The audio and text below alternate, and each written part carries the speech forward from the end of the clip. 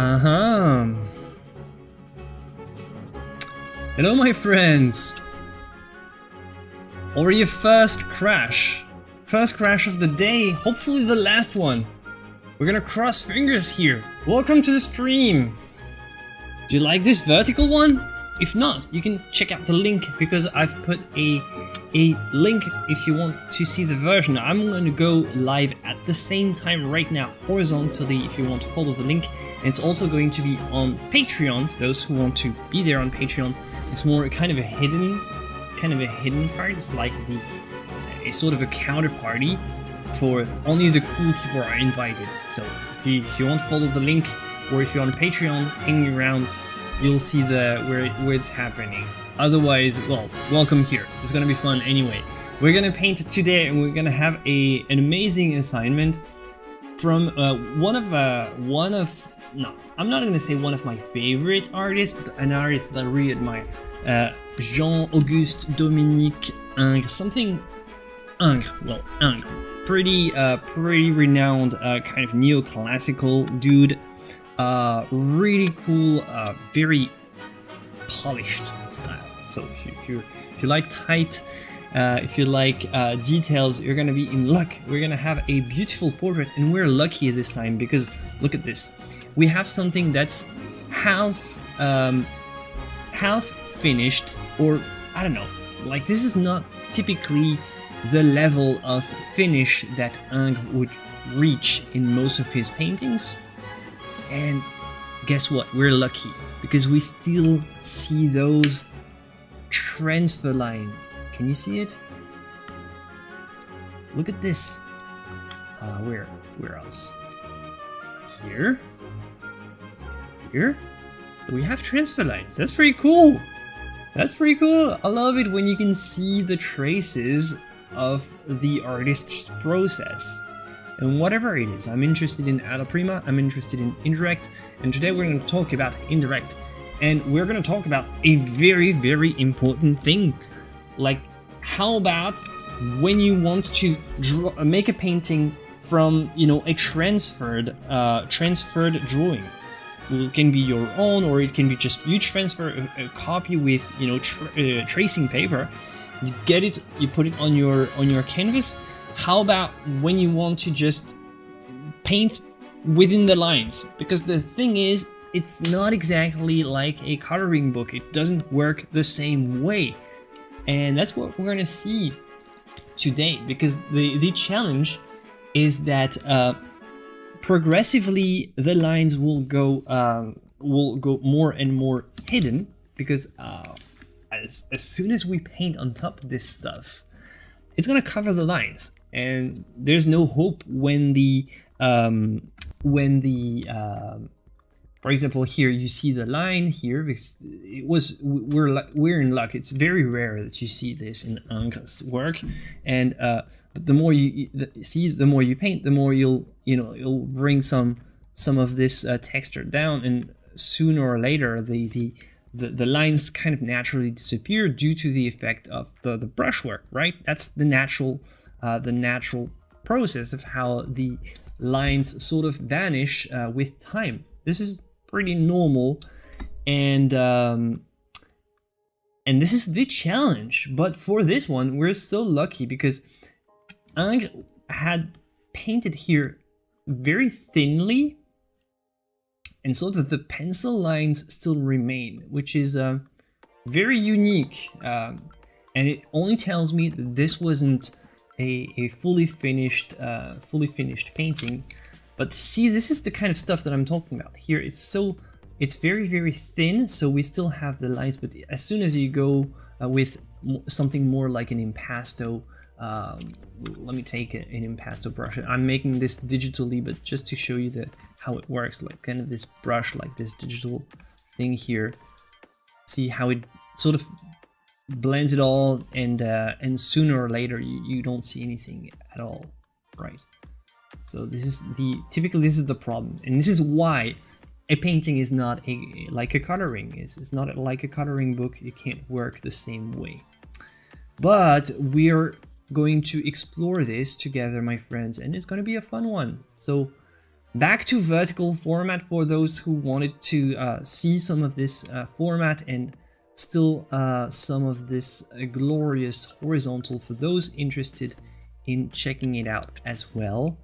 So the link here is in the description. I'm also going to check, because I'm experimenting today with Patreon streaming at the same time, just so that my Patreons can have like sort of a preferred kind of access. So how do I control? This is the first time I'm doing it.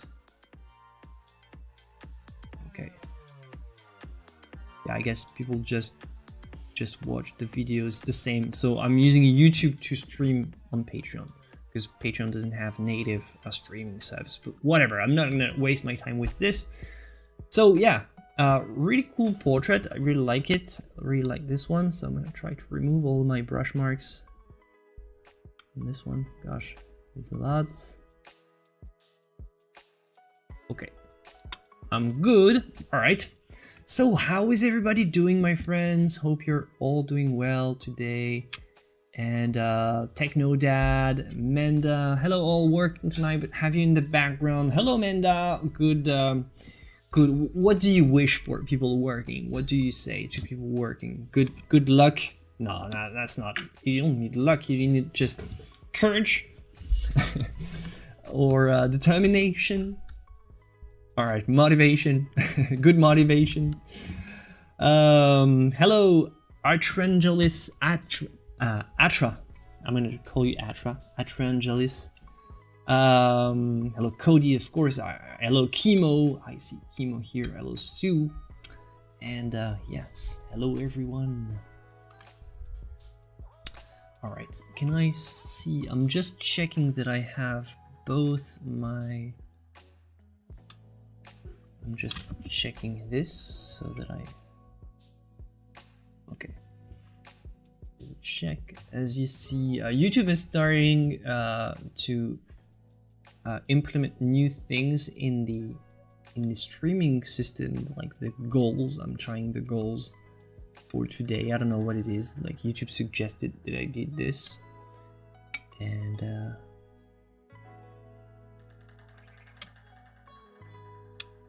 yeah. So yeah, Wednesday stream for once.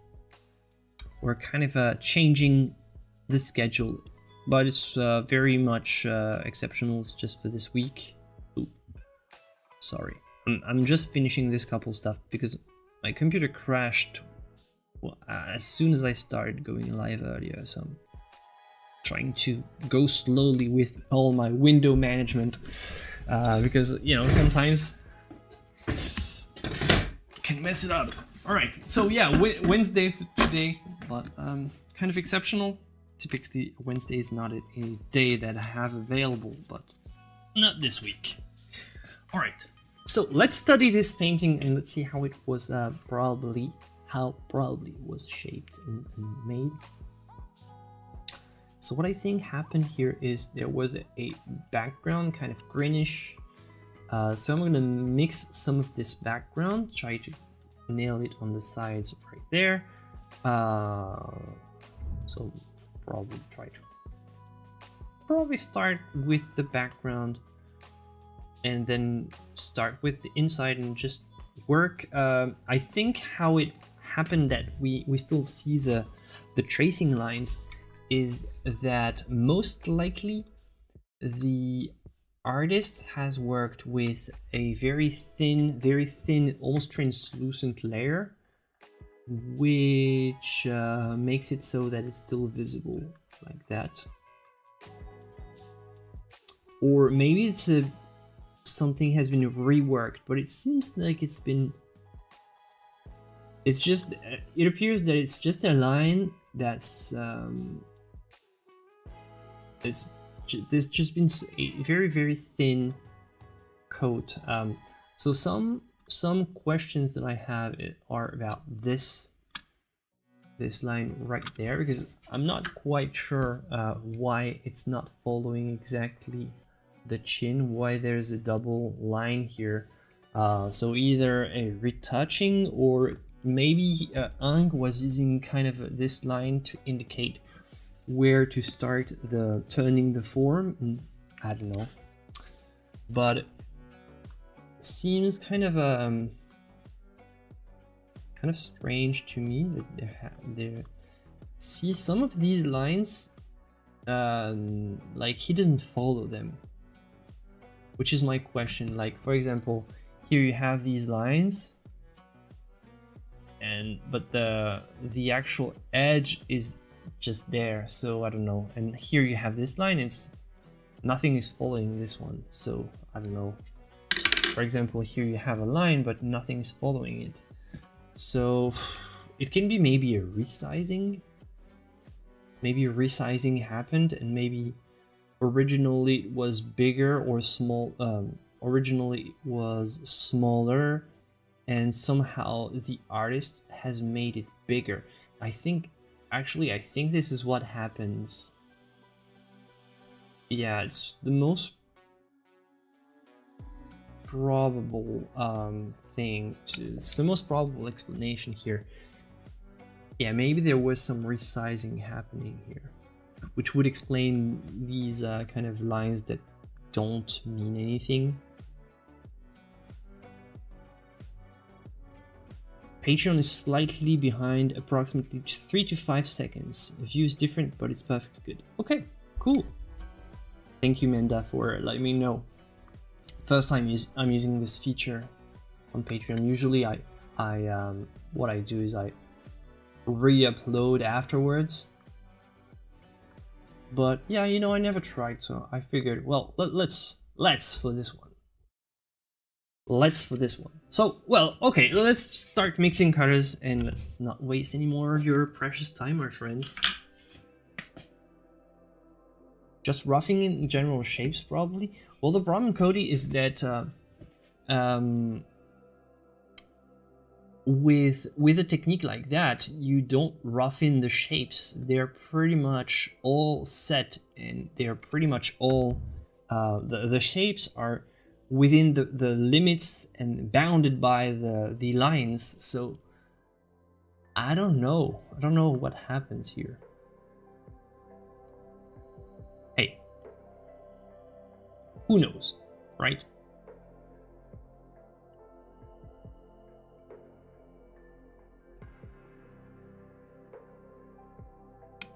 All right. Yeah, okay, so let's do let's mix the green first.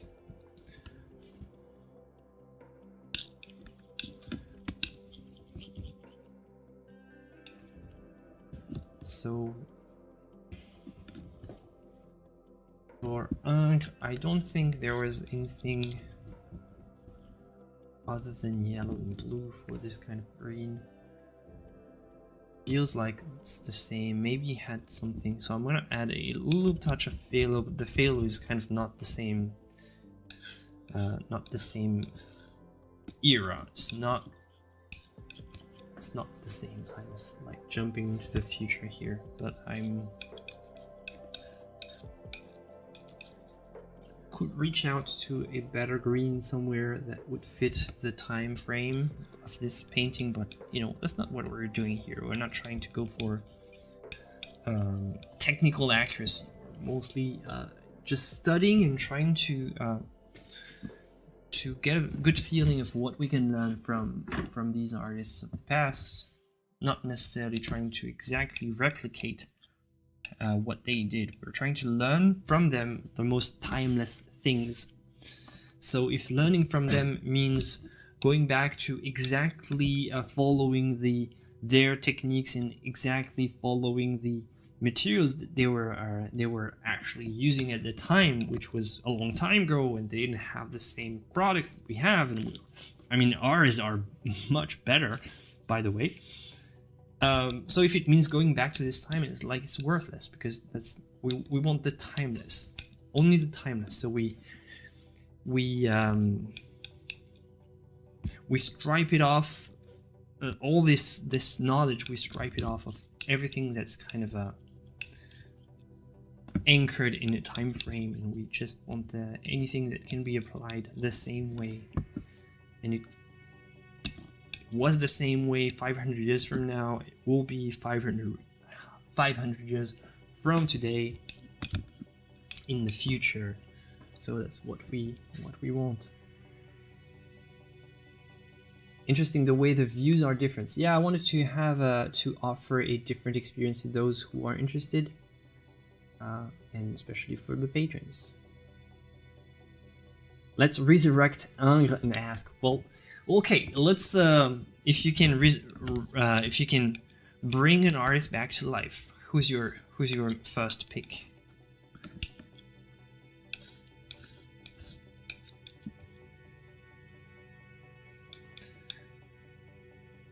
I don't know, maybe, yeah. I'd probably ask, maybe Leonardo would be he was apparently a very, very pleasant man. Very, you know, like pretty much a Renaissance man, very smart and all. Just, I would love to resurrect him, to just let him know about how crazy his fame got after he died. And probably I don't know exactly his reaction. And I'll probably try to motivate him to just make more paintings. Like, he did only like a couple, like 13, I think, something like that, like something ridiculous.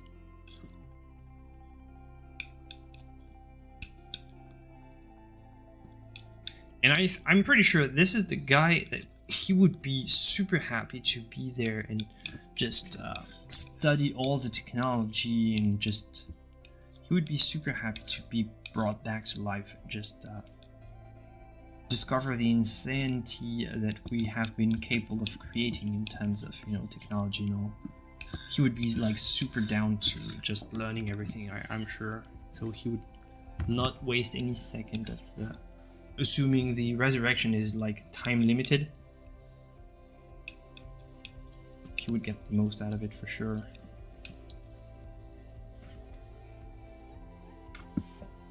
Hello, Catherine.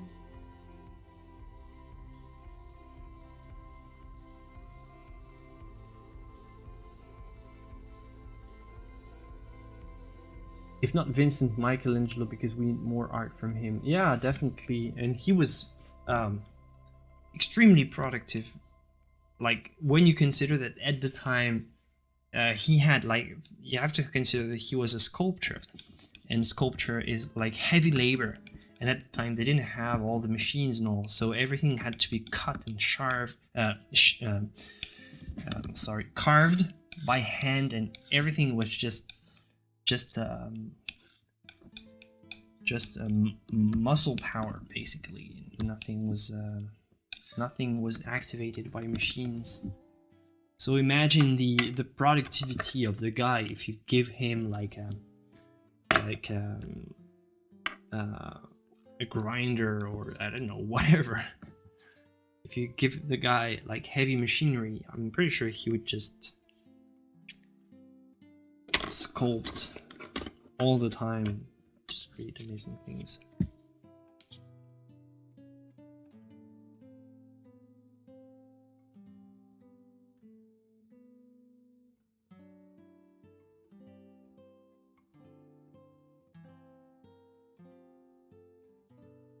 Or Hans Holbein. Yeah, Holbein would be cool. I think any court painter, by the way, would be interesting to know and revive, so that we would know, you know, a little bit about the secrets of the time. A guy like Velasquez would be super interesting as well.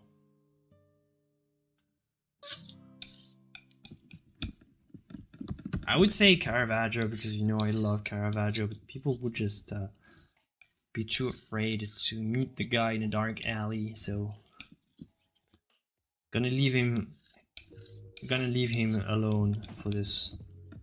Even though I would love to meet him, but, you know, I don't know. I don't know if I'm a badass enough for to measure with my idol. So, well, I'm gonna just leave him alone for this.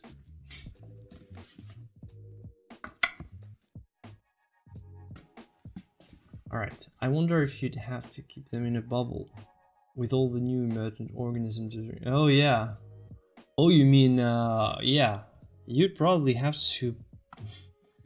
They would probably, yeah, discover like some new microbes that they never knew existed, and just their organism would probably not be up to the challenge. But I mean, how much more dead can you be than just dead? Well, like seriously, if it's anything you're worried about when you've been dead and been just brought to life.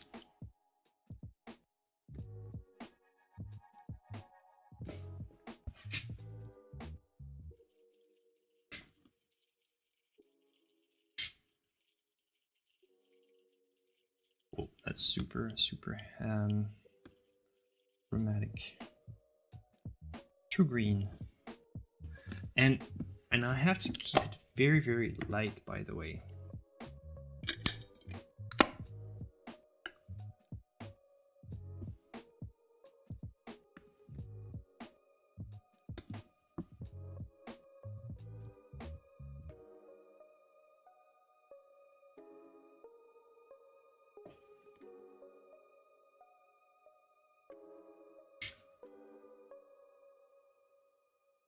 You can still see the kind of the little brushwork here and there.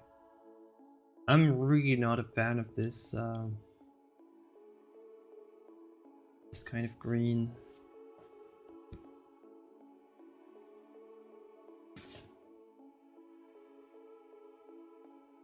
It's not the right color at all, by the way. Let's figure out something.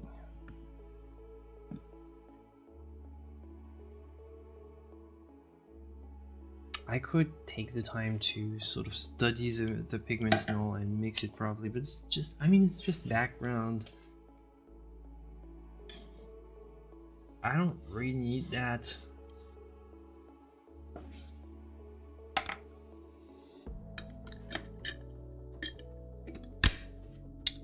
I don't really need that. So yeah, let's go for...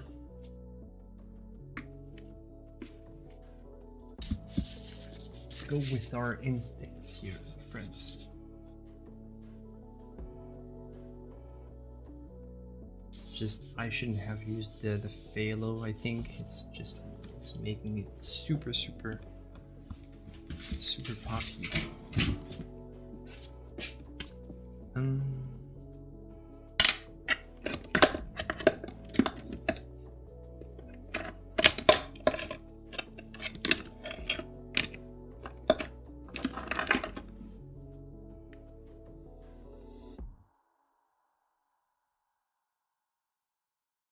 Oh, okay, yeah. It's true. You're right, here it is.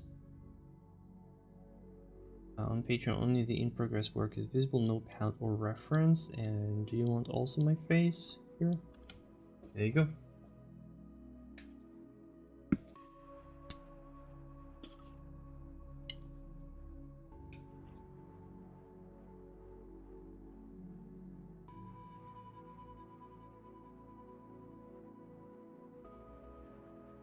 I may drive into the country to paint sometime soon. I can finally drive solo as of yesterday. Yeah, congratulations, Cody. So I'm free to drive and paint plein air. Wow. But it's gonna be... Congrats, man. So it's gonna be pretty cold down there, right? It's like, is your... How cold is the winter where you are?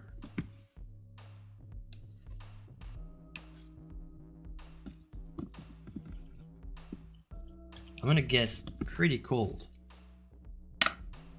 Because I know I've been to Madison, Wisconsin. It was freaking cold, and it was in Easter, around Easter. It was just extremely cold. Not necessarily snow, but just the air was just incredibly cold. Now, I've been there, it was like a while ago, so don't ask me. My dad used to work there at some point. So.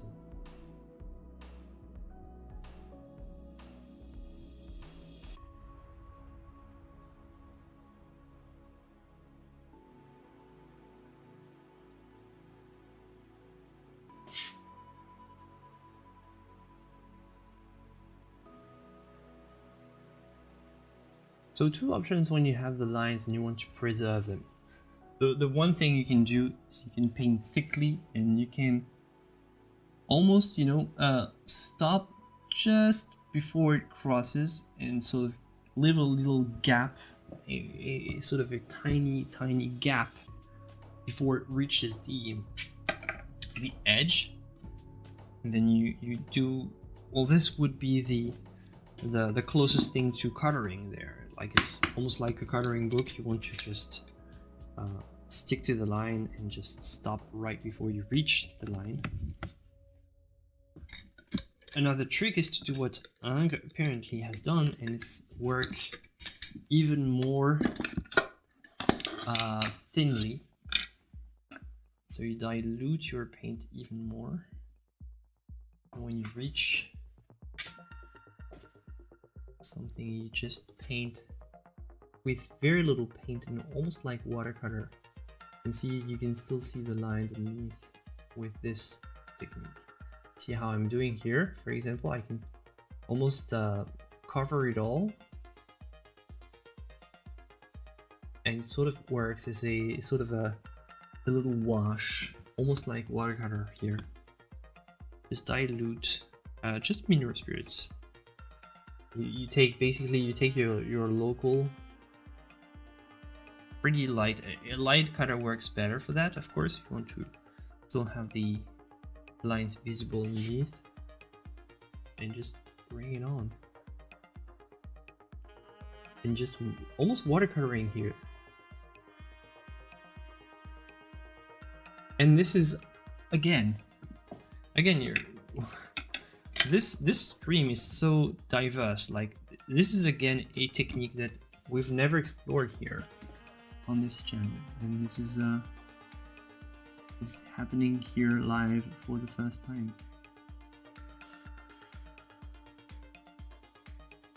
I don't have memories oh, sorry, I'm seeing something.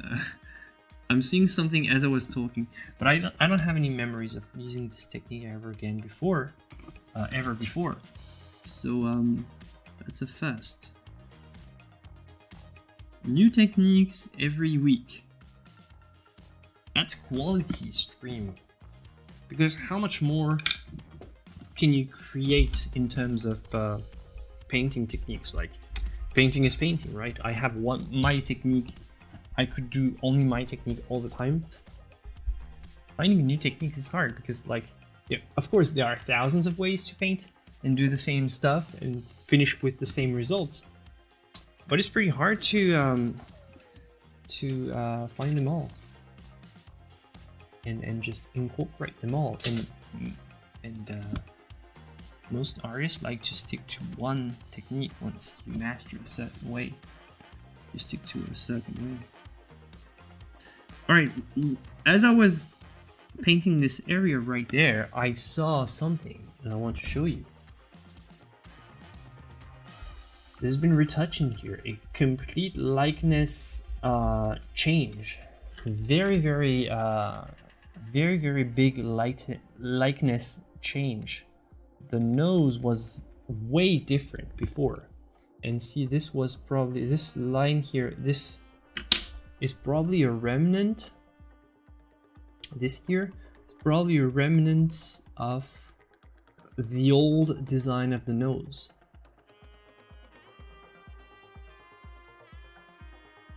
So it's probably either the shortened version, so like there was probably a smaller portrait before. It's been painted over or not, I don't know. We're not gonna follow this, and we're not gonna follow the sort of the fake lines. We're gonna try to just be as faithful as we can to what we can observe and see how it goes.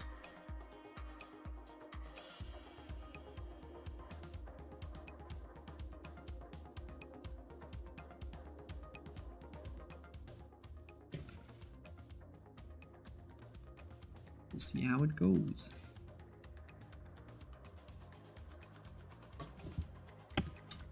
All right, so let's continue our little wash. We were talking about that, so I think it's what matters here.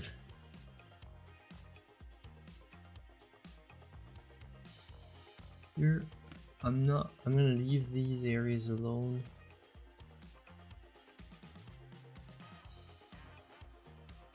I'm gonna preserve them for the white. Actually, I should have done this earlier in the forehead. That's what I'm gonna do.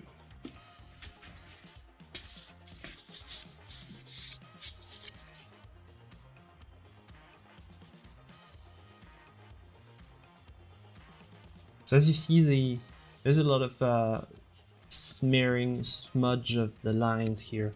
When I'm painting, it's kind of bleeding almost.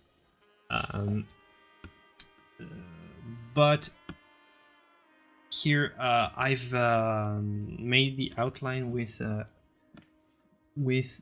cutted pencils.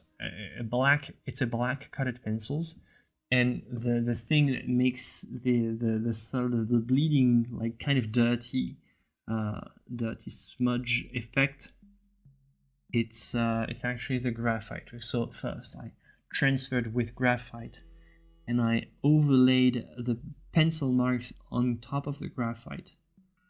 So the colored pencils is what's sticking to the paper, no matter how much I do it, and the graphite is what's just sort of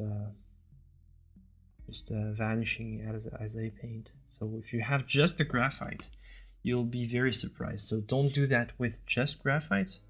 You have to use something that sticks more, or use some kind of fixative. But the cutted pencil never had any problem with this. The cutted pencils always has been very very effective. You can even, like, you know, just use a sort of a dry technique like that. It still sticks to the paper, so sticks to the canvas, I mean, which is what you want.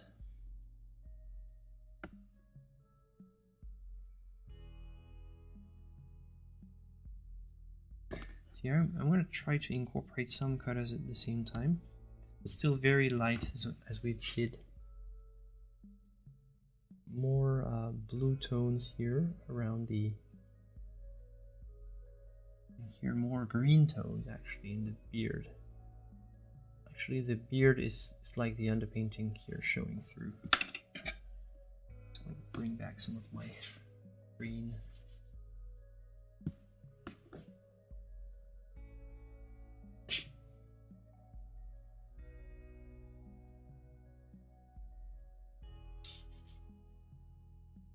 Oh, should not have done that for the area with the white shirt. I just realized.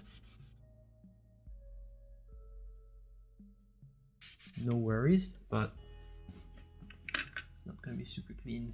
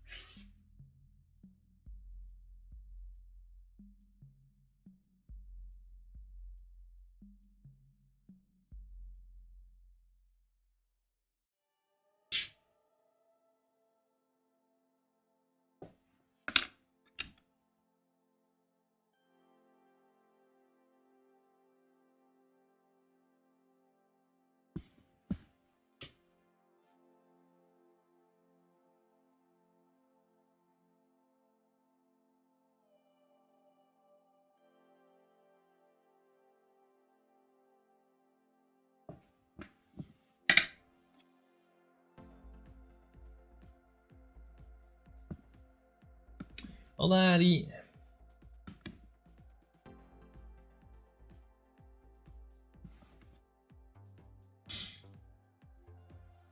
Alright.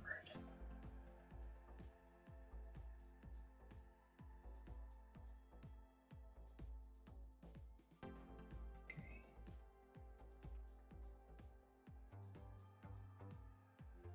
Very thin, very thin, very thin. I'm trying to keep things very thin so that the lines remain visible, at least for the moment.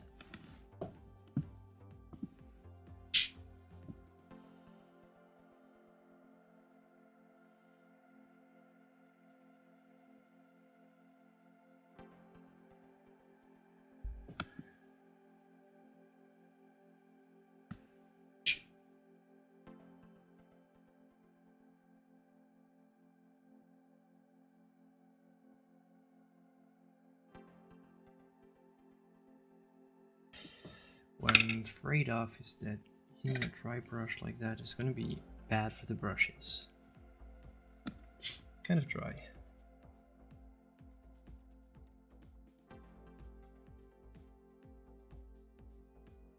What I want to create almost sort of an underpainting. I want to cover it all. And once there's color all over the place, I'll just start building up slowly with slightly thicker areas.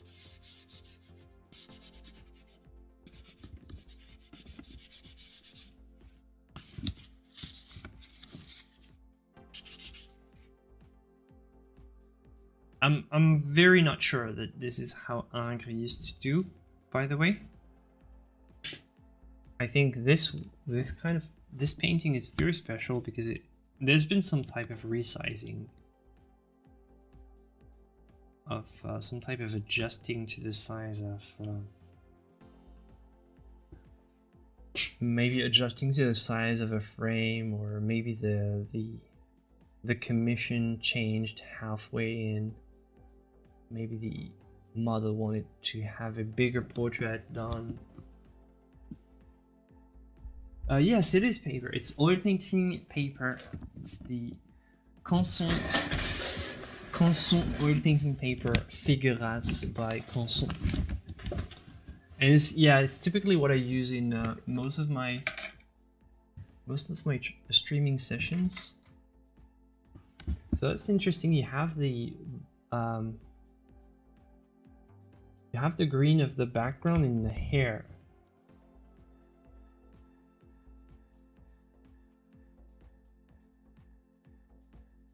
Oh no, I know. There was a grisaille.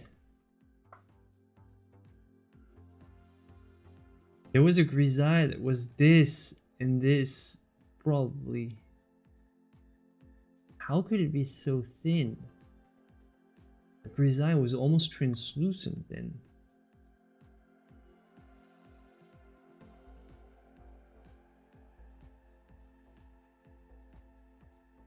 So is the pencil line over the white or under it? Like, what do you think? Yeah, it's the paint is on top of the pencil. Are we clear?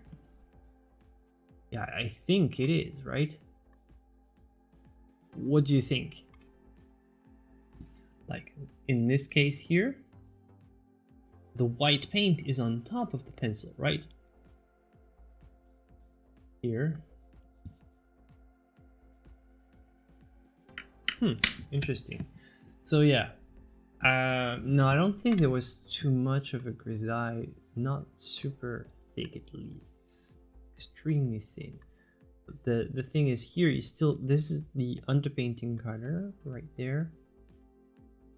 It's very, very thin, very translucent. Here, this is underpainting color, and this is underpainting color. Still. Well, that's super interesting, though. It's definitely not the same approach that I've been following here, but something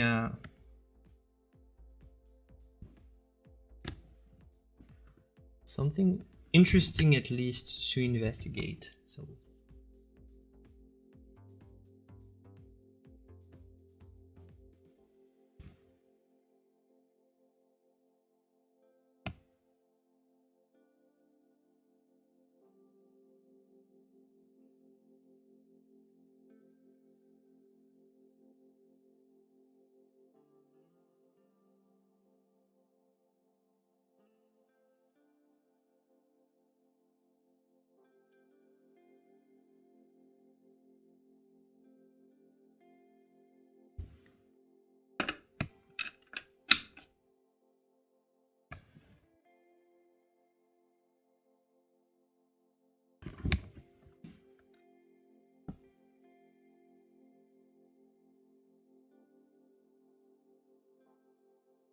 just to make it workable within my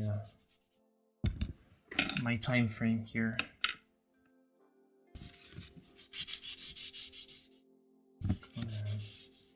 Wipe it out to make the surface more workable. Otherwise, I would need to wait for it to be all dry before I can paint on top of this.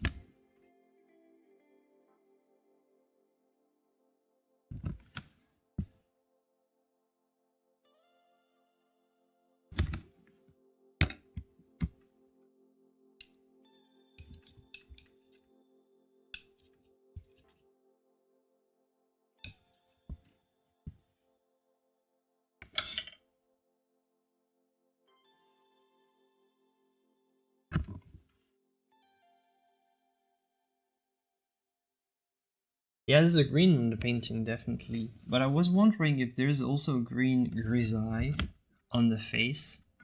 I'm not quite sure.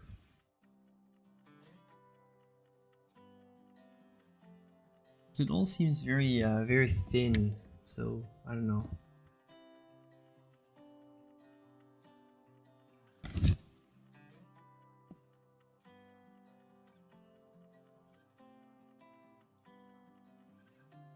There was a green on the painting for sure. Then I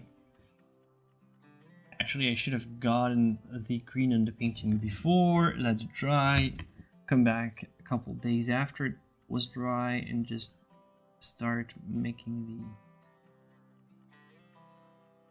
what I think is maybe the green on the painting was there, then the line have been transferred on top of the green on the painting, and then the paint has been added like very lightly on top of the lines, which would give this sort of specific lasagna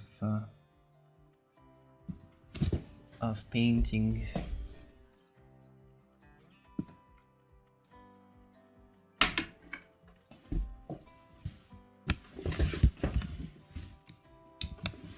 The ref link is in the description, Christopher. But I don't have it on screen because it's just super annoying to put it in OBS.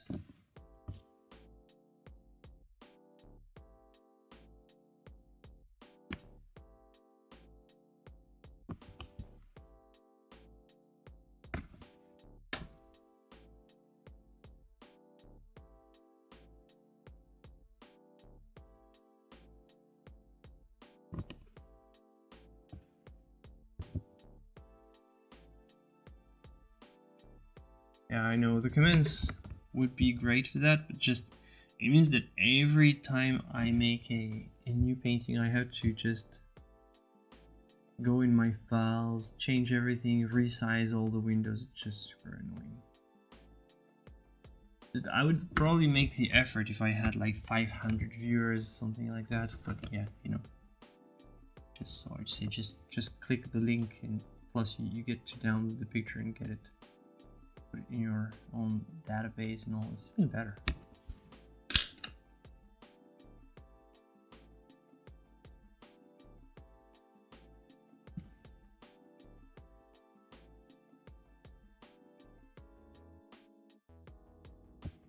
So now we start building up the layers slowly. I'm kind of all over the place, I'm sorry. It's probably hard to keep up.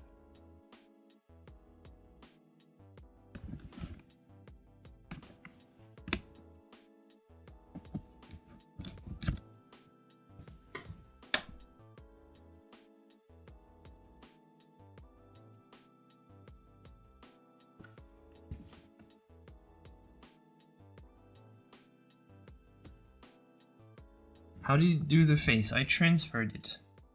And today we talk about the challenge of transferring of painting over a transfer while keeping the lines.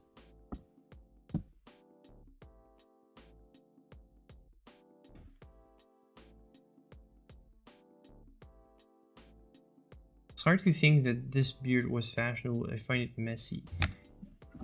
Yeah, I assume that since the painting is not finished, the beard is not finished either. But yeah, I agree. Doesn't look great, right?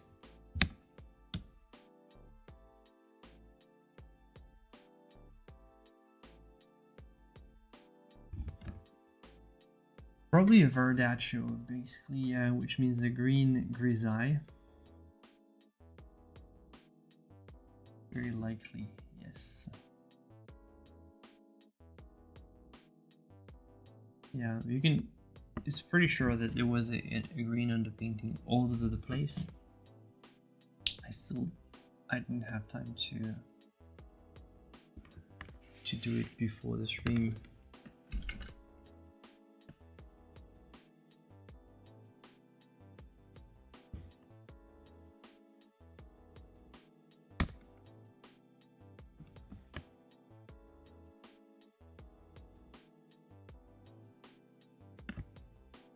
So here I'm using kind of an interesting technique. I'm almost using pure white, very light.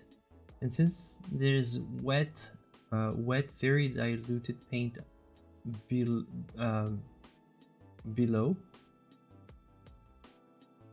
I'm kind of just almost blending it directly on the canvas like that, letting it slide into the wet kind of wash until it takes the right color.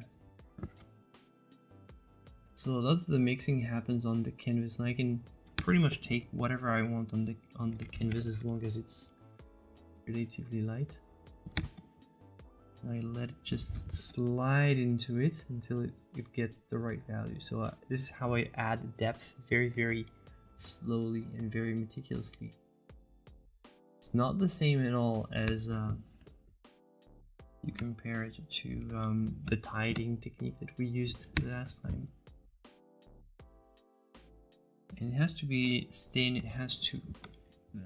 You have to not take a lot of paint on your brush. So just go easy on the paint.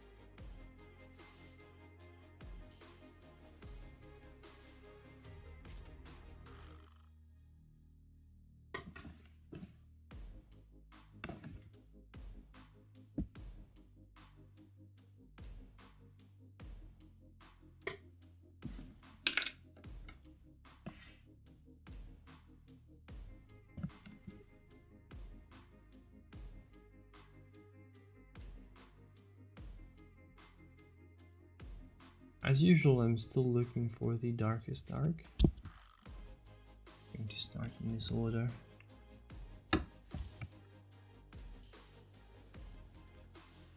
But I'm building it up more slowly and more thinly than normal.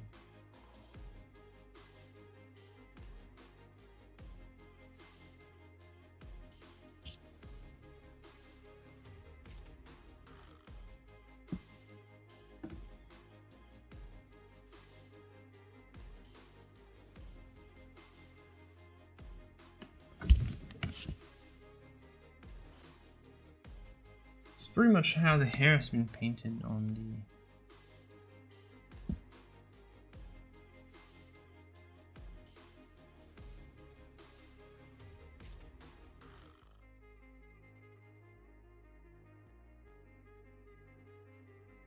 from the original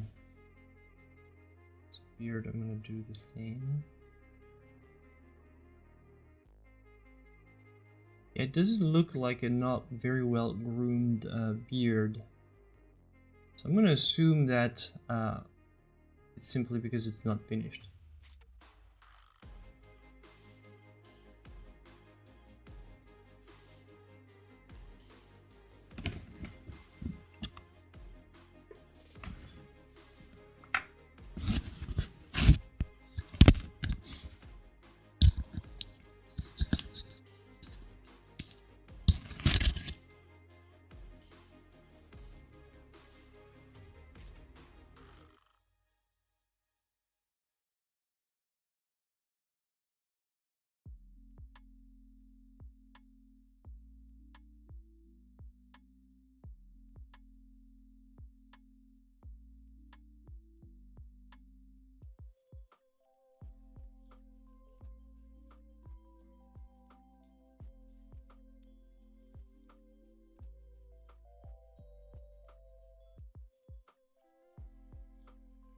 Isn't that an Abraham Lincoln beard?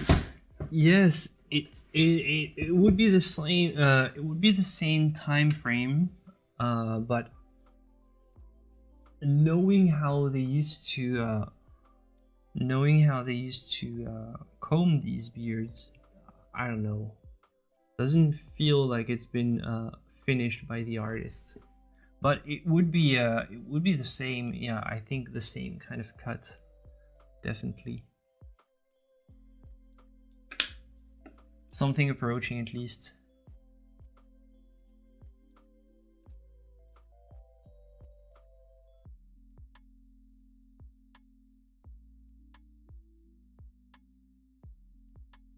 So here, I think it's too thick already. Very easy to go thick with the white. In this case, I want to, try to not do that. Not go so thickly.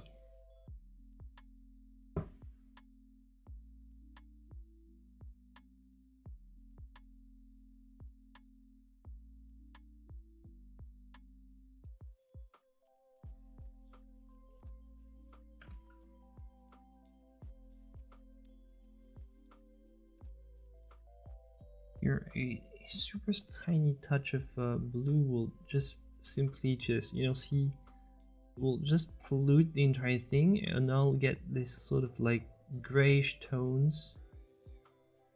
Very subtle. It's all very subtle here.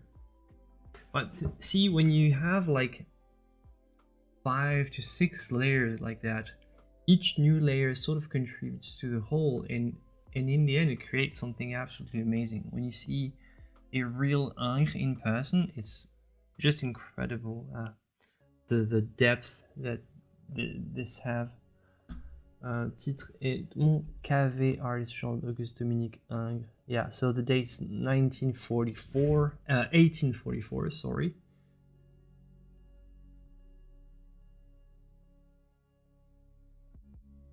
I don't know about the Lincoln, kind of the Lincoln dates, but should be something you're approaching.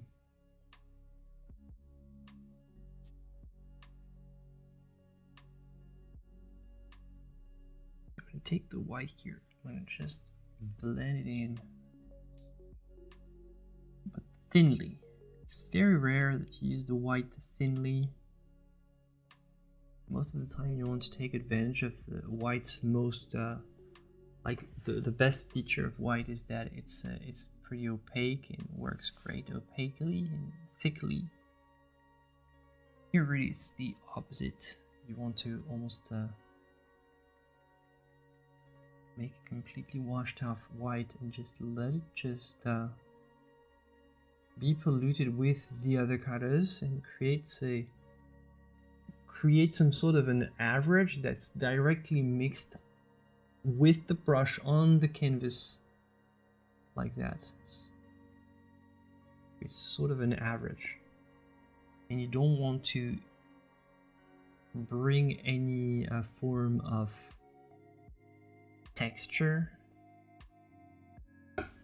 Just stick to letting the pigments blend naturally directly on the canvas. Aren't you afraid to use a lot of white? I mean, don't we start with the shadows? Yep, but no, not here. We can do both.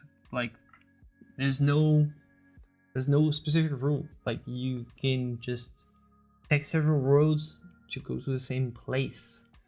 Pretty much what we're doing here every week on this channel, by the way. We're exploring techniques of various types and realizing that there are thousands of ways to paint, and that's the pretty cool stuff. That's the good stuff. Potential is limitless. So yeah, no, we don't necessarily need to start with the shadows here. We can. It's a general rule that you can break whenever you want.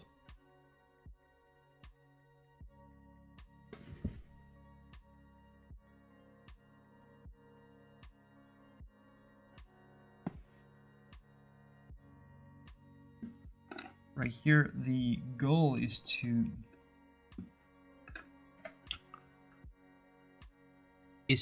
build the picture by slow increments of very, very thin paint. Almost like glazing, but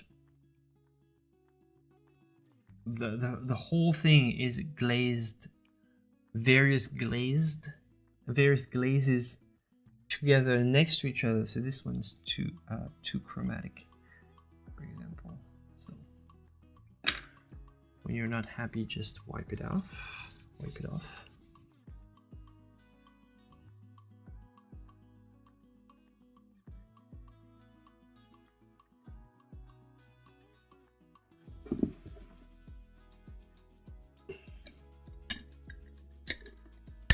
And there's very, very little paint on this. It's like paper thin, even more than paper thin.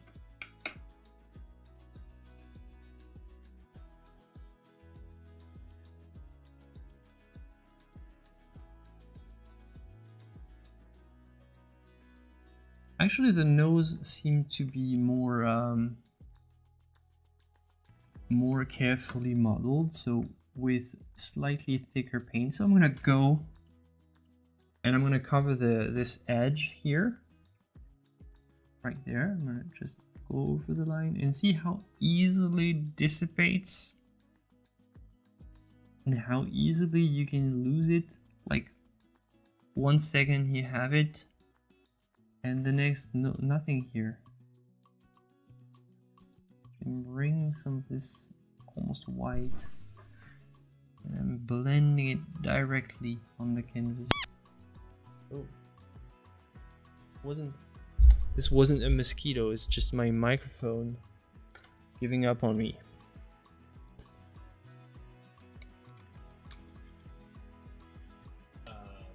I don't know if I have more batteries, but I'll try to find some.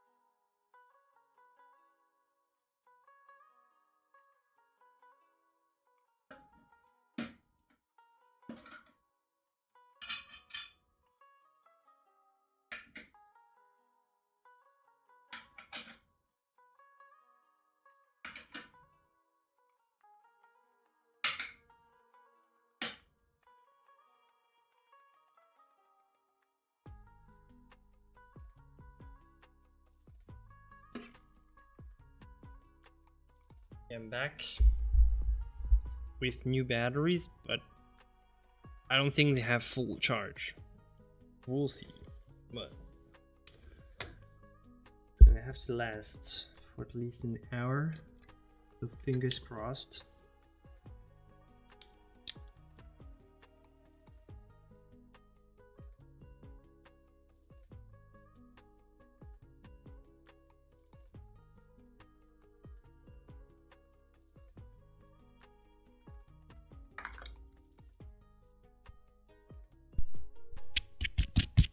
Check, check.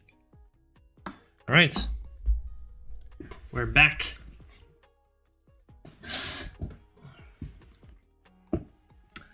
We are back in this thing. All right, let's try this.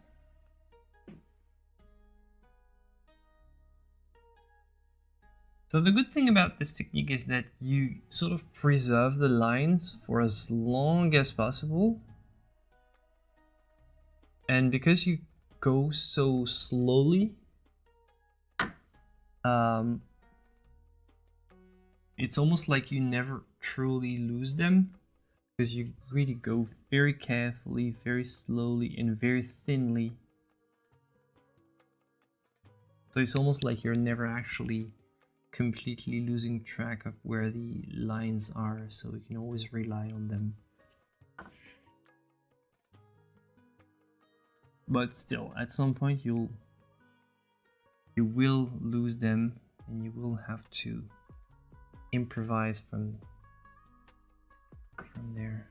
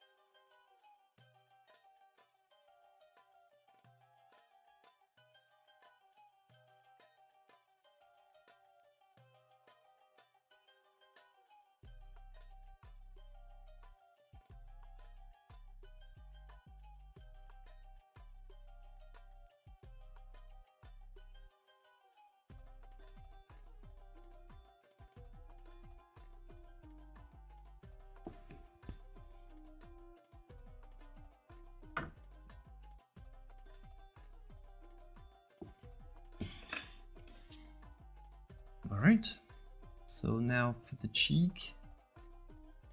Seems to be a little bit more cool than the rest. Alright, less so. This one, I think, has a little bit of thickness. I think this is where most of the thickness has been applied.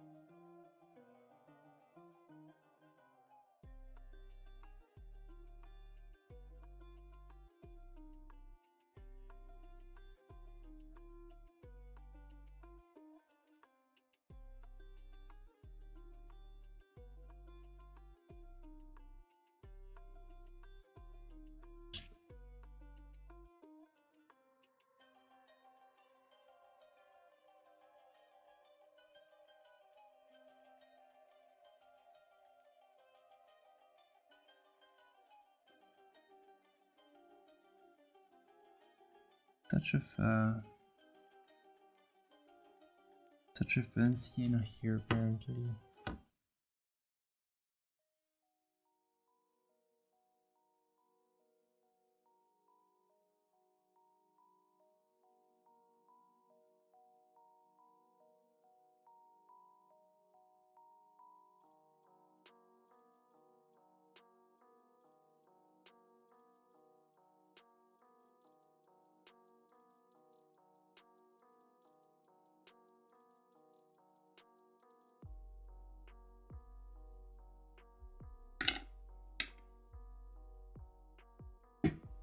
Nose shadows are tricky, yeah, they are.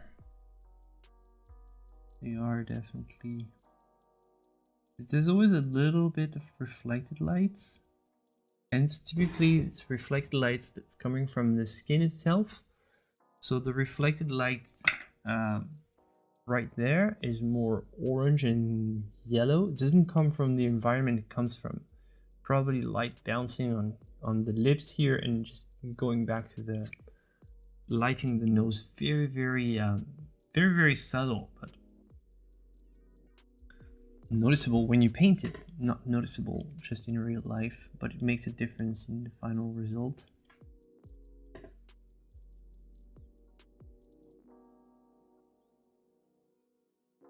This is the kind of stuff, like the reflected lights under the nose. It's like typically the kind of stuff that only painters really see, or just visual artists in general. But you know what I mean. It's like you don't notice this type of stuff unless you're trying to paint it.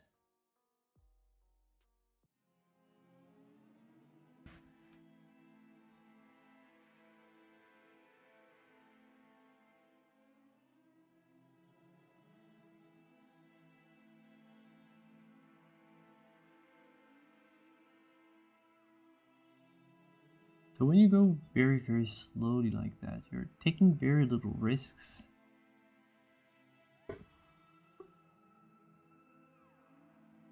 Because every time you are painting with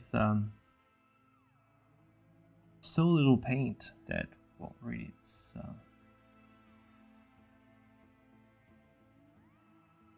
not a problem if you mess it up. You can just super easy to retouch because there's very little paint. It's just so soft and so thin. Almost like vapors, working with vapor. Well, pretty much, because that's the idea of this fumato, by the way.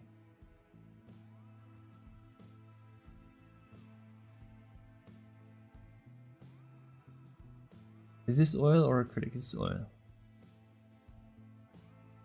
We're an oil-only channel.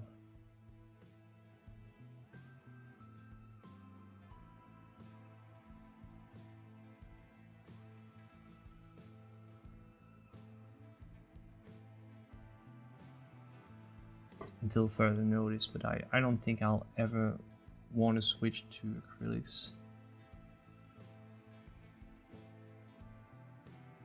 I'm not into suffering for no good reason. Maybe if I become a, you know, I know one thing is if I ever become an abstract artist, and I don't think I will ever, because I have like zero interest. But hey, who knows, right? If I ever become an abstract artist, I'll switch to acrylics first day. First day of my new job as an abstract painter, I'll get rid of all this oil and just get only acrylics in my studio.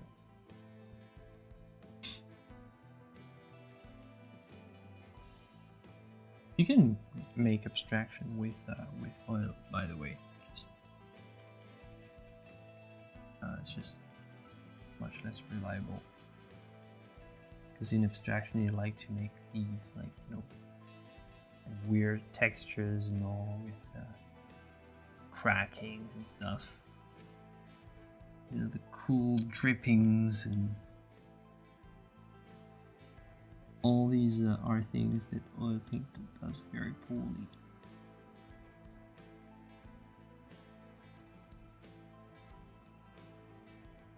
Because oil paint is a tricky mistress. It needs to, you know, needs to be cared for. It needs to be provided for. It needs to be, you know, can't make any pigments together. You have to give it the proper, you know, drying time. Sometimes abstraction can be a little brutal for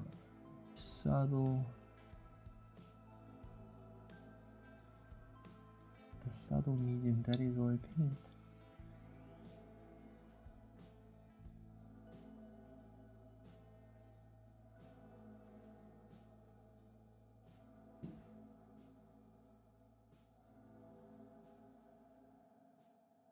Colored glue is good with collage.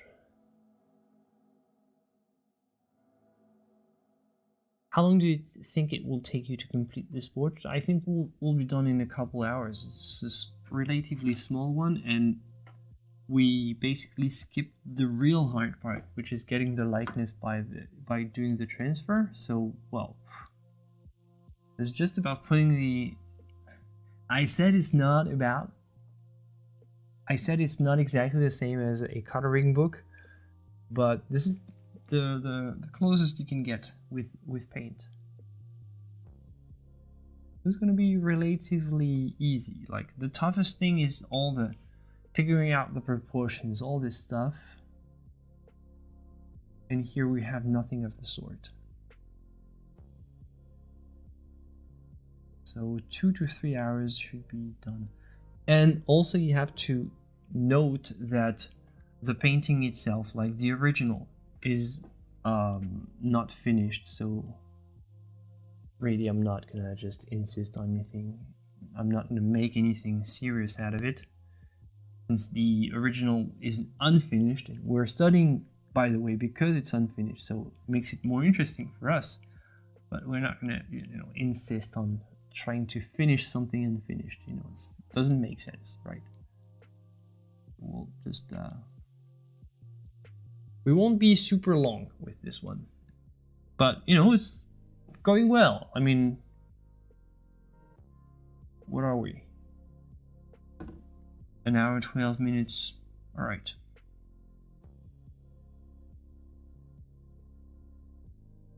It's pretty good. Good time so far.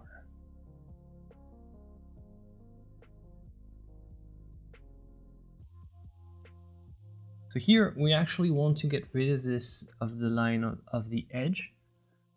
So we're gonna just bring it on with the paint and bring on a little bit more thickly until this edge simply disappears. And that's all painting is. At least with this approach. But we're very, very careful, and we're painting tight, we're painting tight, we're painting tight. Just going slowly. But now we're in uncharted territory, because right now we don't have any edges anymore. So everything more has to be done purely out of instincts. So now we can't see the line anymore. So that's the fun time is over, and if we have any more retouching to make here in this area, we'll have to just trust our eye only.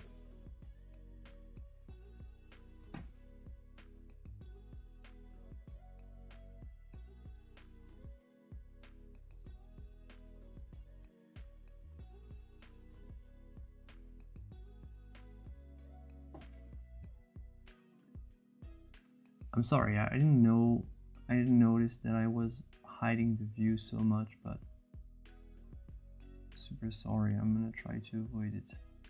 It's just that it requires so much like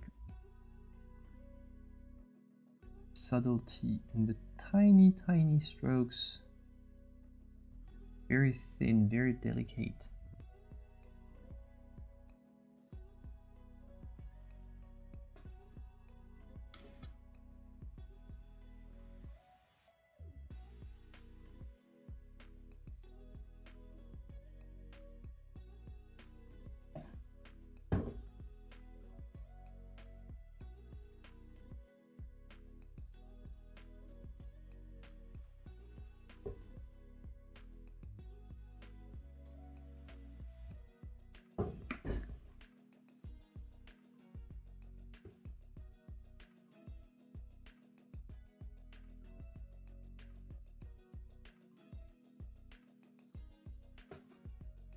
But see, it's working fine. I mean, this technique is super interesting if you're into this kind of stuff.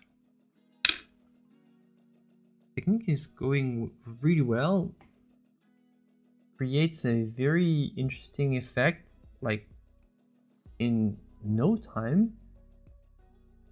And keep in mind, this is a sort of just a sort of a first couple layers, right? Because the reality of Ang's work is that you had multiple layers like that, so you stack them up with the same approach every time, very thinly like that, over and over. And in the end, you get something very complex and full of depth.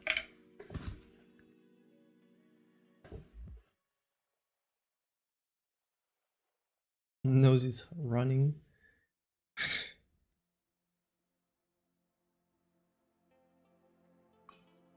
This live is healing my inner artist. Oh my god, I'm so happy to say that you said that. I love this. I haven't painted anything almost all year. Well, yep. If just watching helps, I mean, you're welcome. You're welcome to watch. But you know, I hope we can motivate you to get painting at some point and just join the club and just join the fun.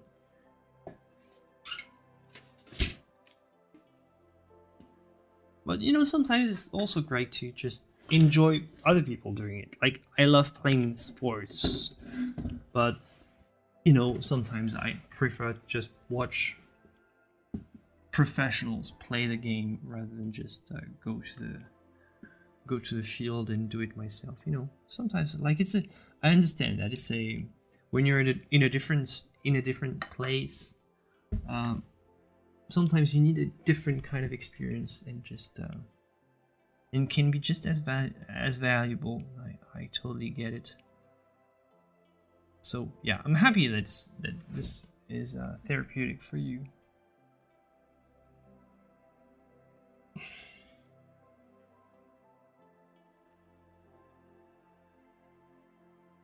I'm hoping that you get what you want out of this.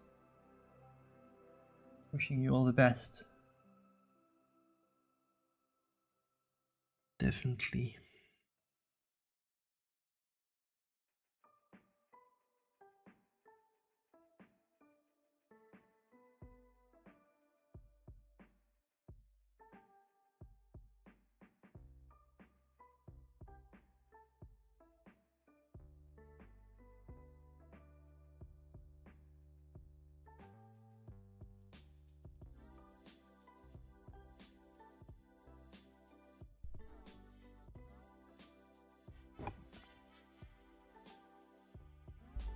When did you start oil painting? Were you still in school or was it a little later on? Yeah.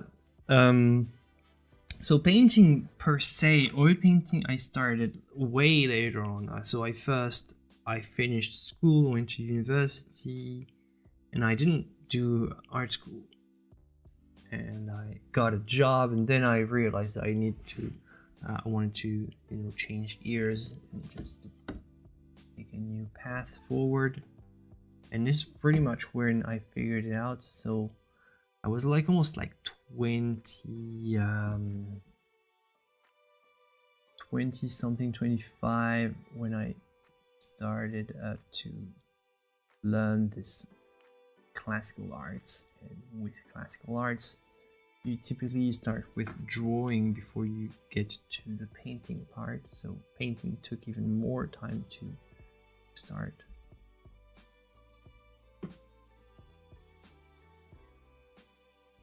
Especially when I was learning, pretty much on my own.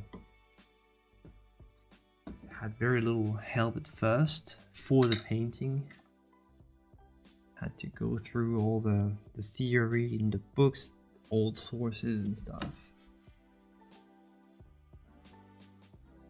Gathering as much help as I could from, masterworks, stuff like that. like exactly what I'm doing here. I'm sharing it with you. It's what helped me, and just studying like that on my own in my room helped me. So I figured it might be helpful to others, right? Might share the experience, share the journey. Take a couple fools with me. Foolish enough to embark on such a hectic and crazy journey. So enjoyable and so pleasant and so meaningful at the same time.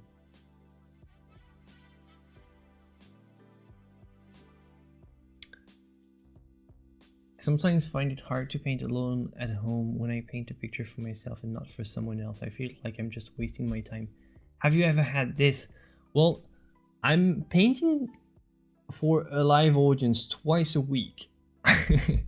I have a Discord with like something like 900 people. I don't feel alone, but I like physically speaking, yes. Physically speaking, like outside of my wife, my son, sometimes a couple friends here come. They're not necessarily artists. Yeah, I'm pretty much alone in my studio all the time, but I'm very not alone in terms of, how much, how much I share about this entire journey with others. So, but it might be the solution for you as well. It's like, I know that a lot of people in our Discord, they like to just share what they do because it gives meaning to why they're painting in the first place. Sometimes you just, it's nice to share your art and have people that care about it, so a lot of people like to do that in our Discord. They like to, share feedback, stuff like that.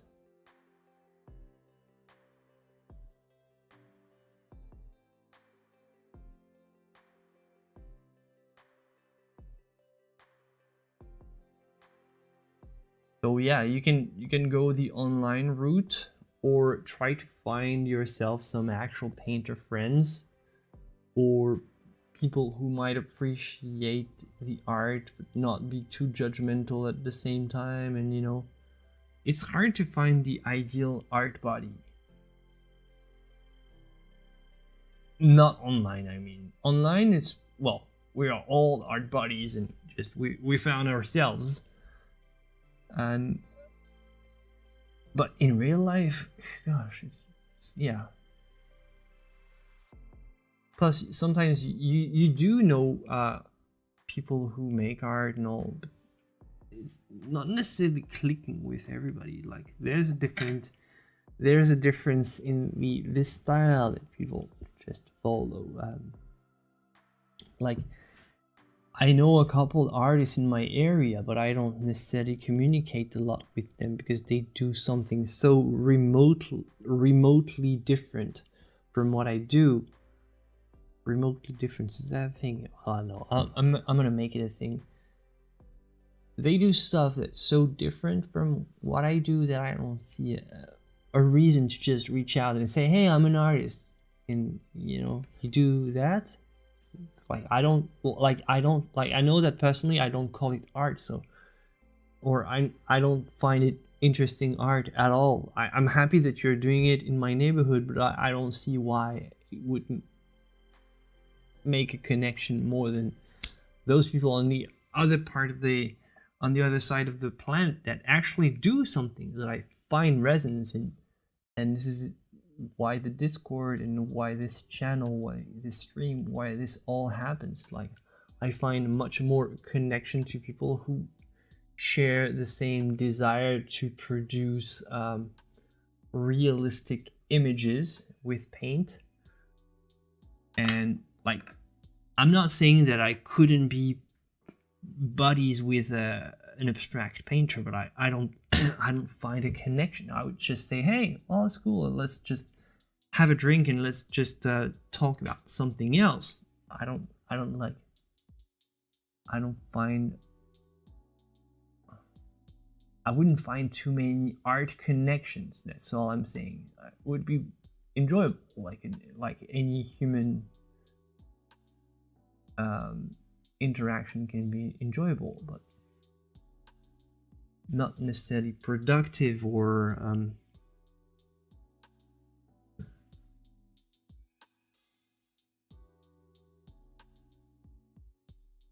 meaningful, artistically speaking.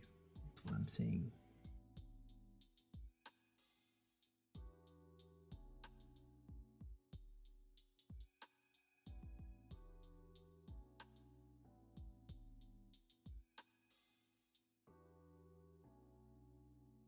Well, yeah, we probably could have stuff to talk about, but I am not necessarily super interested in just talking about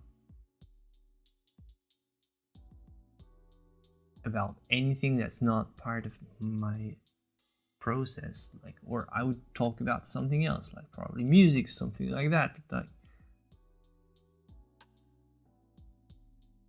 I mean, only with you guys I can just nerd out about pigments, about chroma, about stuff like that I care about.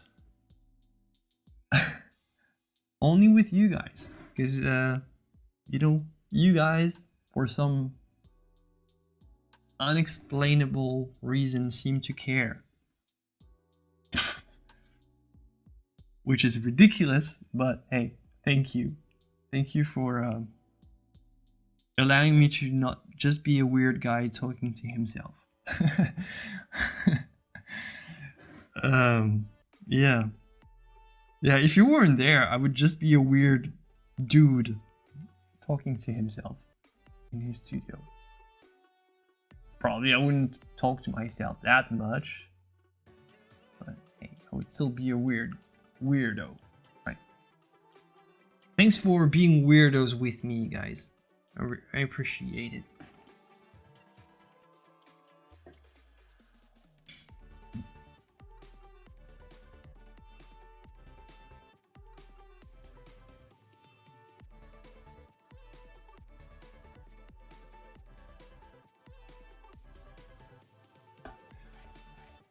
Oh, thank you, Cody. Yeah, by all means, Deborah. Well, if you're interested in this stuff, I think you have like hundreds, if not thousands, of hours of live streaming to watch and binge watch, or put in the sort of the background if it's kind of a relaxing experience for you. I mean, you have plenty to go for.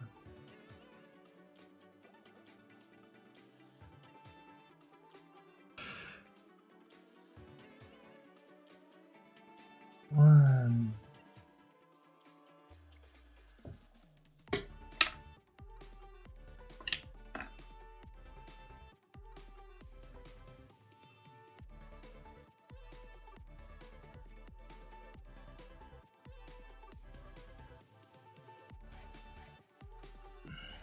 Okay.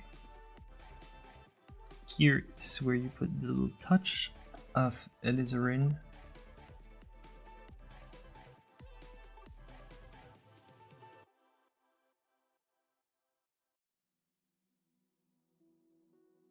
I sent you a message about the color chart I saw in one of your videos. I really need a link to get that chart, please.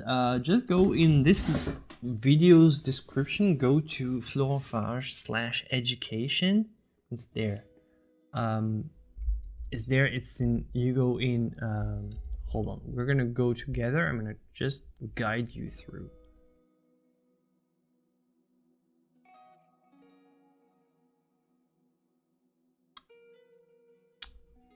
Hold on. I'm almost there.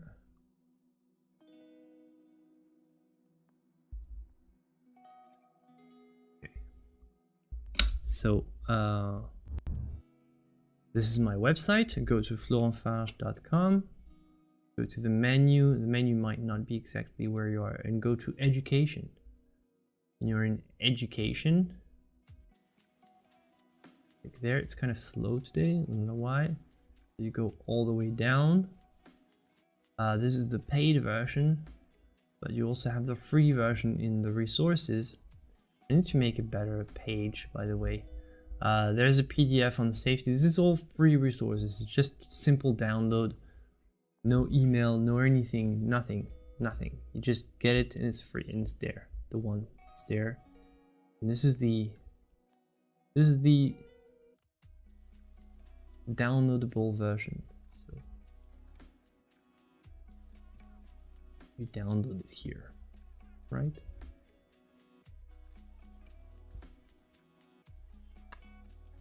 So there you go.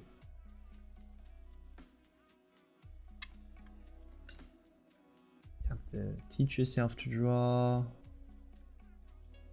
and you can join the newsletter if you want. There you go. So yeah, I've got resources I should put in the assignments. These are my old assignments. Whatever. Yeah, if I want safety, just get this one is great as well. Kind of crucial. So this is how you get the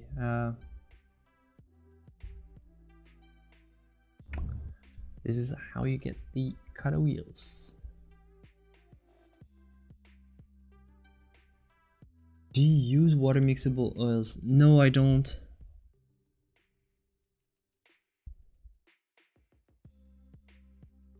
I don't.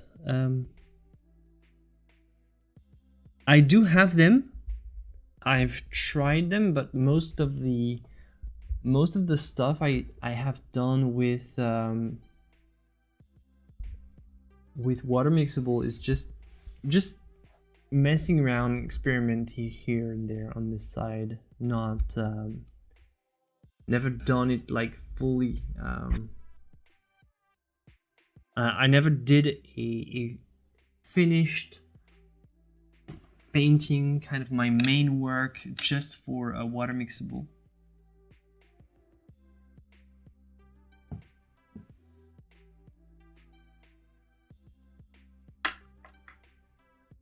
Because I know my studio is set up for like traditional oils. I have no specific worry about fumes. First of all, because I use so little of my solvent and mediums, and also because my place is properly ventilated, and I know that it's technically not a huge, huge hazard. Like, you just have to be careful and just not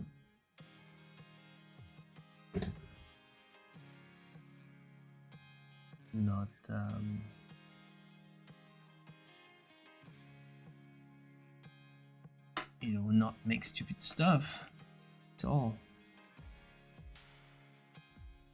Once you know that, pretty much traditional oil is pretty cool, and I don't see a reason to switch. I see a reason not to switch, being that they don't perform as well, because the oil is simply not a great solvent for a painting. It's like, it's not as sorry, I said oil, I want to say water. Water is not ideal as sort of a diluent, because it's just feels very gritty. It's not as fluid. Water is fluid when you put it on the canvas, but mixed with oil, it's just, there's a problem. The fluidity is like, it's not the same flow, it's not the same behavior, and it's definitely something that you can get used to. And the products nowadays are really high quality, so some people could use it very well. It's just, I'm not interested.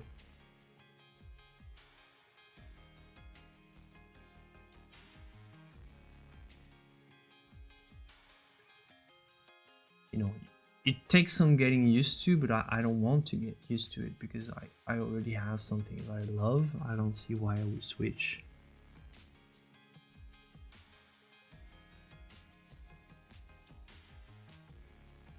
But definitely a great option. I could include it in my in one of my assignments, or maybe make a, well, no, not in the assignments, but make a video one day about it.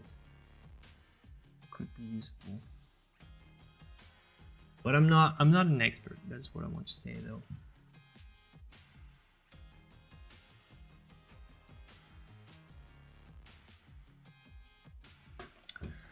What do you use to care for your brush? Safflower oil.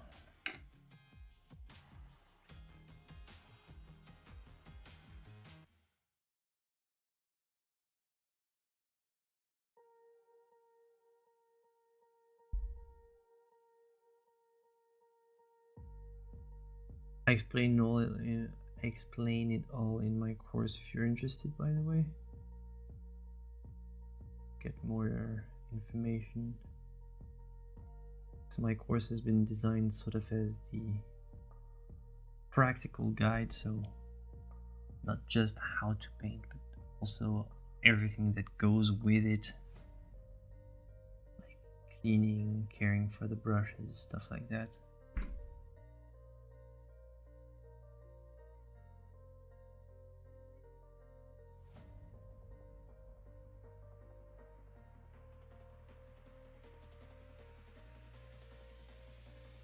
Yeah, exactly. You don't use water as a diluent, you use water soluble medium. That's one of the things that I talk about in the course. You don't use pure water, but some people do use pure water. And the thing is, with traditional paint, if I want to use pure thinner, I can, like for the first layers, for example. With water mixable, I can't for some reason, because it just doesn't have the right fluidity, as I said. Like you're trying to... I'm sorry, but still, water mixable is still some kind of a Frankenstein monster of art mediums. You're trying to use and put together things that are not supposed to physically mix, right? So you can't expect to have the same mixing experience, the same behavior, everything. It's very different. Not saying that it's bad, but I don't see why I would just go through it.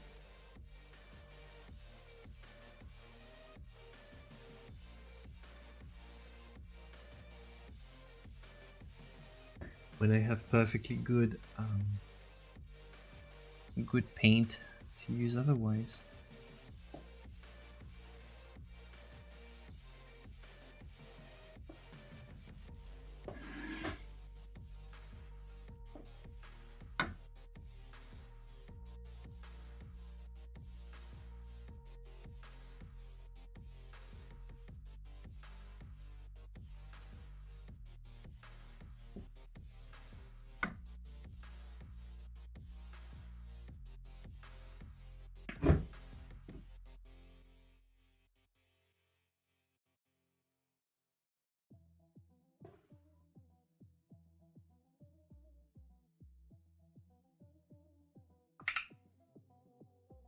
Yeah, the horizontal is pretty much the private, the VIP section.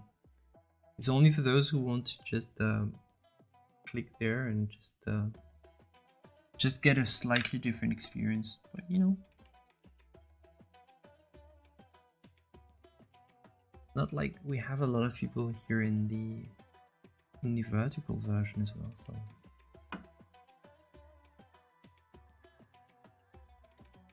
it's funny because earlier this year, or at least I don't know, I could approach the hundreds. Now it's something has changed in the YouTube recommendations. Don't know what exactly, but we're never reaching the same viewerships as before.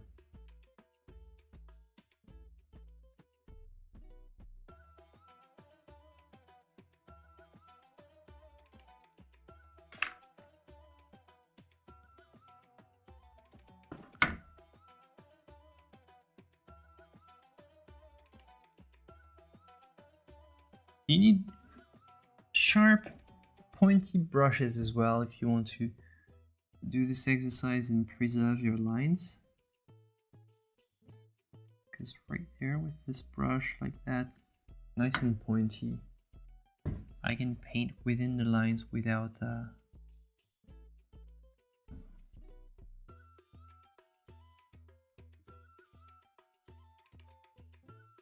losing the edge.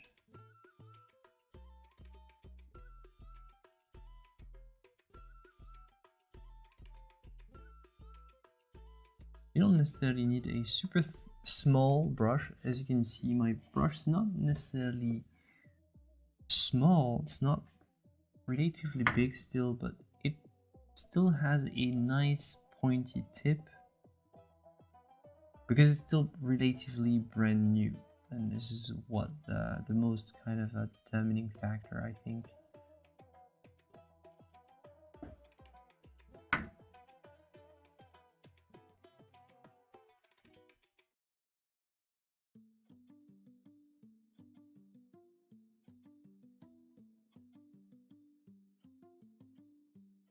For the most crucial areas, you want to preserve some brand new rounds like that. Will allow you to make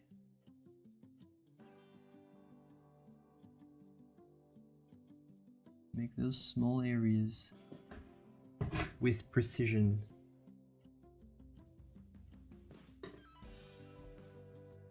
Feels like the palette is so far away from you, it's probably not very comfortable. No, it's not. Right there.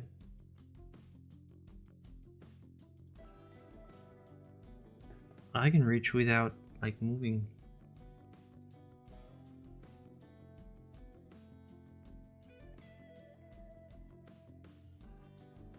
It's just I think what you might notice is my positioning.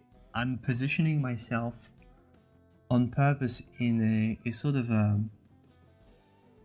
less optimal position, which is not the position that I would normally pick, just so that the camera is not constantly like that with my face in front. I'm placing myself slightly on the side, so I put my palette also more on the side.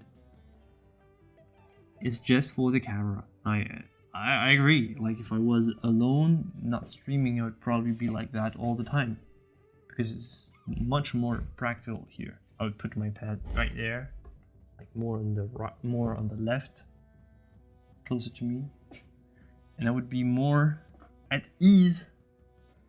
And my position would be more beneficial to the advancement of my painting. But hey, what can you do?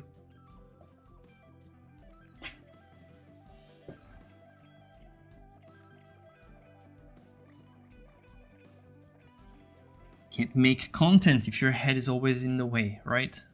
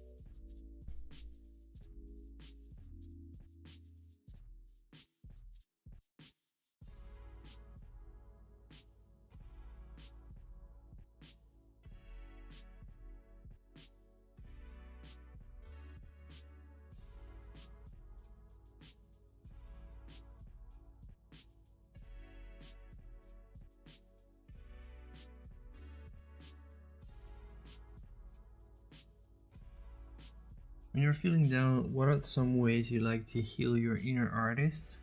What I like to do is I like to just paint something unusual that I'm the only one that cares about it, like not something that I can, I don't know, reuse for content or just sell as a painting in my gallery or anything. Just something that I want to create for myself just because I can, and just because it sort of reconnects me with my art. And something like a fantasy thing that I would normally not paint, but here I'm gonna paint it. If I'm feeling down, I'm gonna allow myself to paint this stuff that I like, but that, like, you know, typically it's not something like I need to paint. Almost like just rediscovering painting for fun.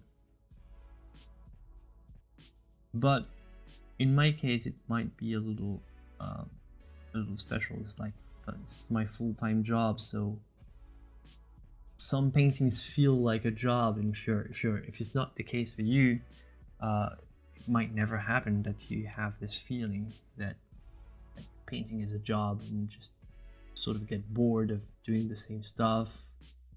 I don't get bored, but thank you, Sue Curtis, for the super chat. Oh, thank you, Your Sue. support is greatly appreciated. Thank you, Can Sue. we get some GGs in the chat? How come I don't have that right? I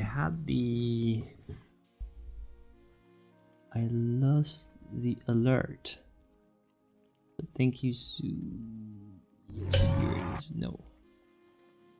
Okay, so it doesn't. Oh, the alert was here? No.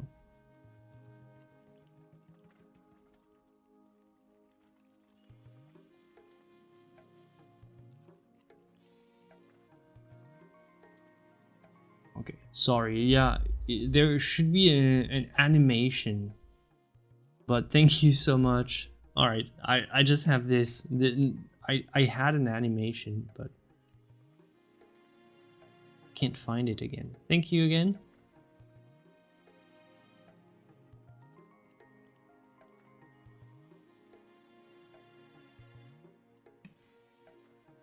I don't know, where did my animation go? Whoa, okay. I'm not gonna waste time. I'm almost done with this portrait, so I'm gonna finish it. I'll have a tiny part here to finish and I should be done. So would normally take more like 3 hours to get to the same sort of point. Here I'm gonna try to rush it to the finish line.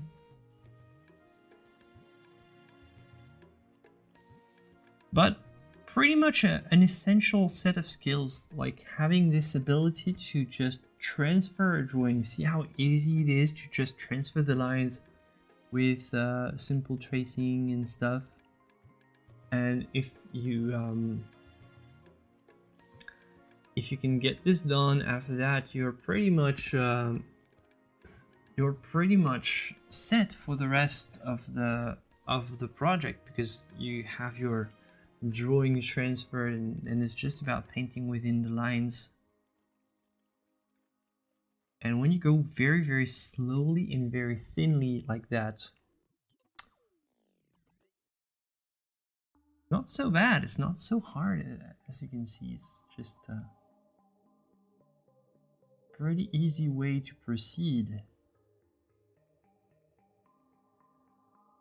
So this is why we experiment every week with different approaches.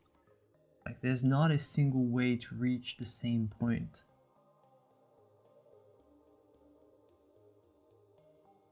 And this is so cool. This is so cool about this art of ours. It's limitless exploration.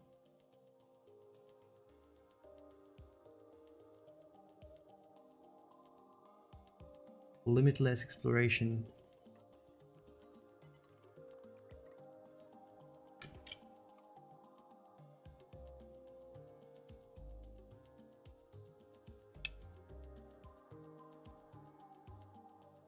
Why does it say let's celebrate their first super on a live stream? And do what? I have a little balloon.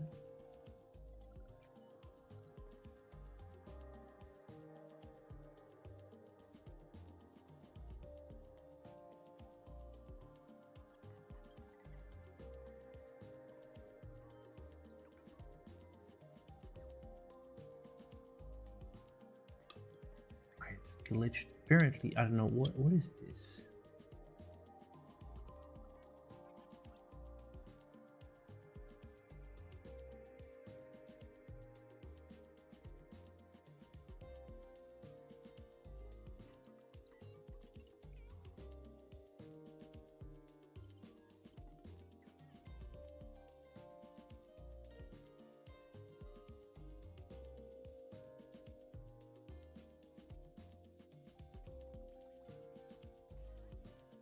Wow, my chat is so glitched. The new YouTube thing with their kind of goals here is just super glitched. Whatever. Totally lost track of you guys. I hope you're still there. I don't know. I have no idea. Like there's a new YouTube thing, and it sent me when Sue sent me the £2. It sort of glitched out of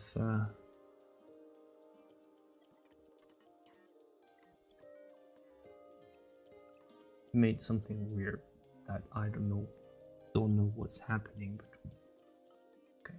I think it's a new system. It's probably still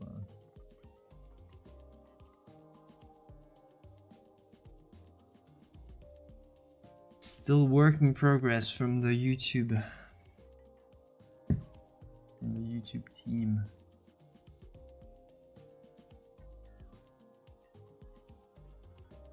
YouTube, I would really like it if you could just send me actual notifications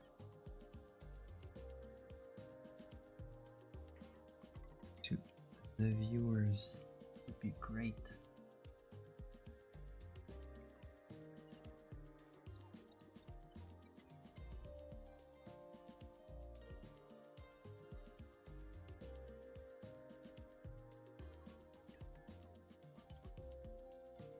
So it blends really well because it's so light and thin.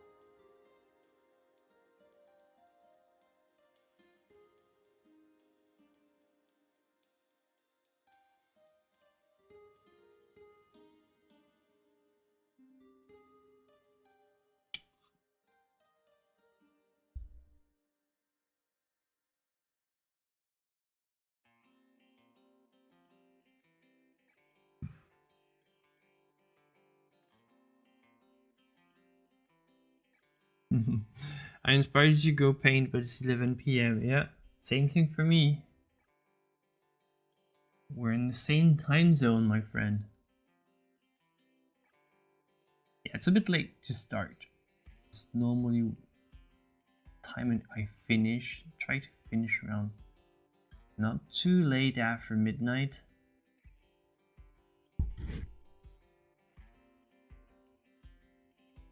Like to because if I finish after midnight, it's just because when you finish, when I mean I finish, I mean I finish painting, so it's still cleaning up to do next, and you know a lot of stuff happens after you have finished applying your last brushstroke.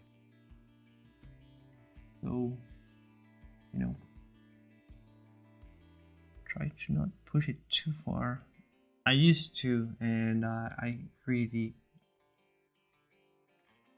got a very messed up sleep schedule with time and overtime. I sort of paid dearly, so I'm trying to get a better sleep schedule and not force it. I've always been in sort of a night owl, so I don't mind. I'm actually quite efficient in the night. It's just that I can't sleep late in the morning, so I'm always losing. If I go to bed late, I'm never getting this sleep back. And in sort of it starts to get more and more difficult as I age. Sadly, like I have this old habit of when I was younger, I could just overnight a painting project, just do it like without sleep and just do only that. Well, I can't anymore. I'm old. So now I have to, you know. Plus, when I was younger, I didn't have kids, so also a great reason for I could, you know, stay in bed in the morning and just catch up. Can't anymore.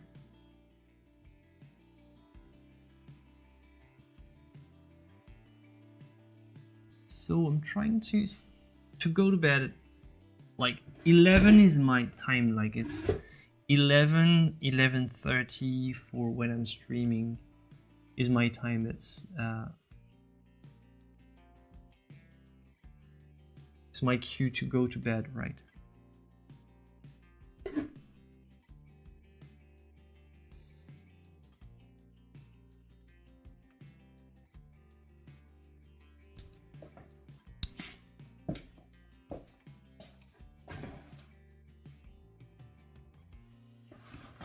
All right.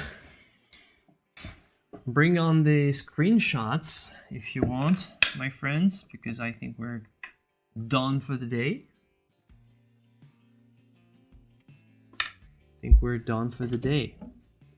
This shadow would be darker, but you know.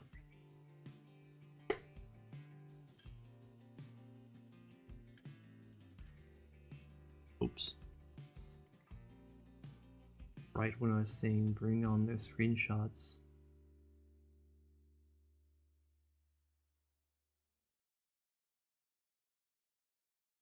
I'm messing it up. Of course I am.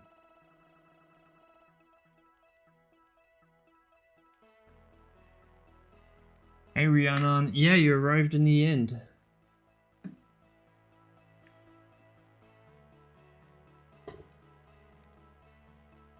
Alright, so I'll do the screenshot myself then. You guys don't know what screenshot is? Look at. Nobody knows the command? Oh, sorry. All caps.